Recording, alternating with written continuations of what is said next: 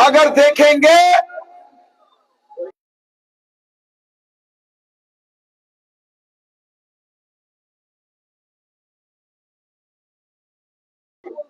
दंदानी और तला का पुल, और ये यहां तहसील ढेरा तहसील ऑफिस से शेरी तक की सड़क,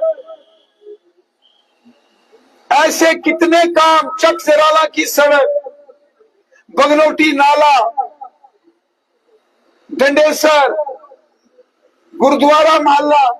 अगर मैं अपने काम गिनाना शुरू करूं तो अगले 2 दिन मुझे लगातार स्पीच करनी पड़ेगी। 2 दिन इतने काम हमने 3.5 साल के अंदर किए, और सबके काम किए।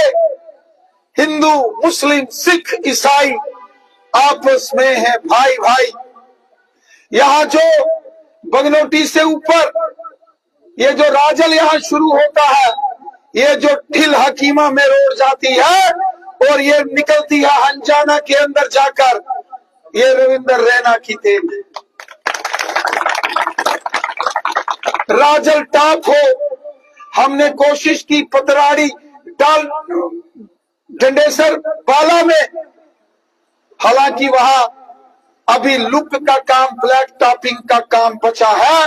इलेक्शन के बाद पतराड़ी डंडेसर बाला की रोड भी इसी तरीके से आपको नजर आएगी जैसे ये।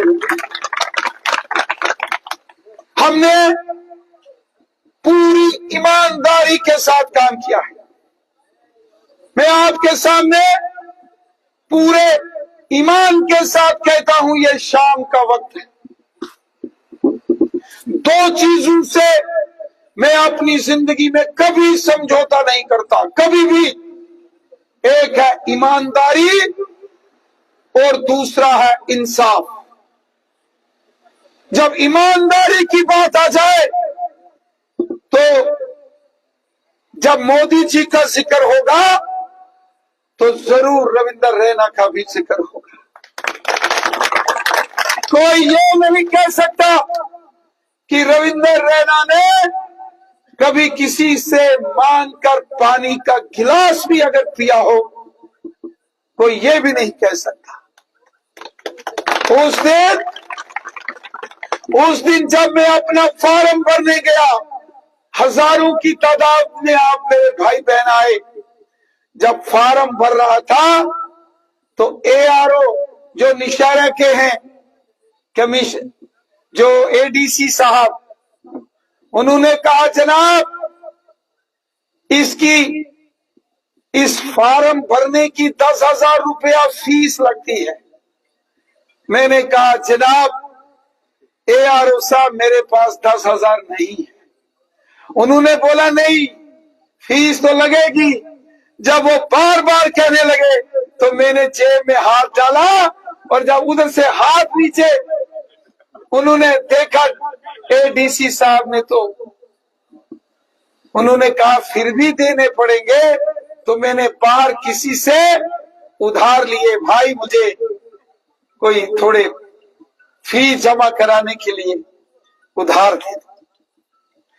पूरी जिंदगी ईमानदारी से काम किया है, आज भी, और जिंदगी की आखिरी सांस तक यही हमारी कमाई है। किसी ने कहा रविंद्र रैना की क्या कमाई है? रविंद्र रैना की कमाई ईमानदारी है, और रविंद्र रैना की कमाई इंसाफ है। इंसाफ।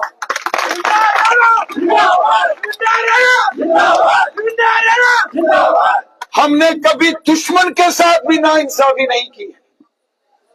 लोगों ने बड़ी बड़ी बातें मेरे ऊपर बोली, क्या क्या नहीं बोला, क्या क्या नहीं बोला, लेकिन हमने कभी अपने जो सियासी दुश्मन या सियासी जो कंपटीटर्स होते हैं, हमने कभी ऊंची आवाज में उनसे बात नहीं की। आम लोगों को तो छोड़ो, हमने जो अपने सियासी मुखालिफ जो सियासतदान है, हमने उनको भी कभी ऊंची आवाज में उनसे बात नहीं की, कभी नहीं की। जबकि हमारे ऊपर क्या क्या बोला गया, हम सब कुछ सुनते गए, हम सब कुछ सहते गए। हमने कभी किसी के खिलाफत नहीं की। हाँ, क्योंकि अटल बिहारी वाजपेयी साहब, जिनको मैं अपना नेता मानता हूं, जिनको देखकर मैं राजनीति में आया था, वो थे स्वर्गीय अटल बिहारी वाजपेयी साहब।